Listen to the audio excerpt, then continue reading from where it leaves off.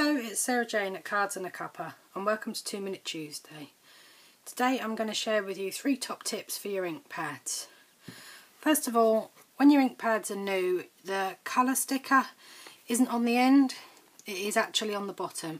And it comes in 4 different languages, and you just simply peel that off and stick it across the front so that when you have several ink pads either in your colour caddy or on your shelf, you can see what they are from the end. The second top tip for you is when your ink pads are new, they sometimes come and they're a little bit juicy.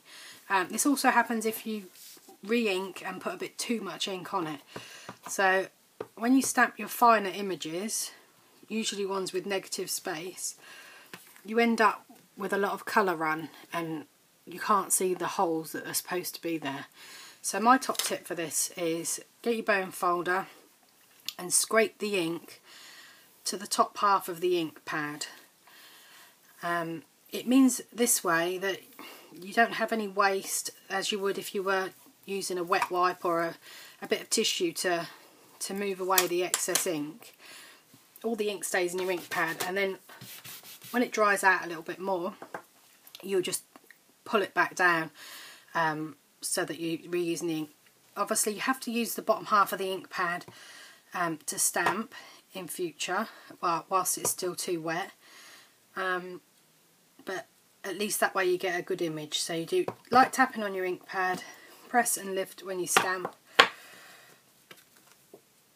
And I still need to do a bit more on that one, it's still a little bit too wet.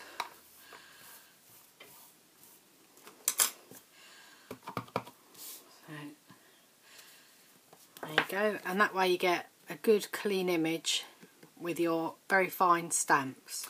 So my other tip for you is, I often have ladies that come to class and their ink pads come apart at home, usually because they've just been pulled a bit too tight. So I just wanted to share with you how to put them back together. First of all, you need to figure out which end is which. What you need to do is the bit where your fingers go needs to correspond with the bit where this semicircle is at the back. So these little bits here that stick out on the side, these need to fit into this runner here along the side.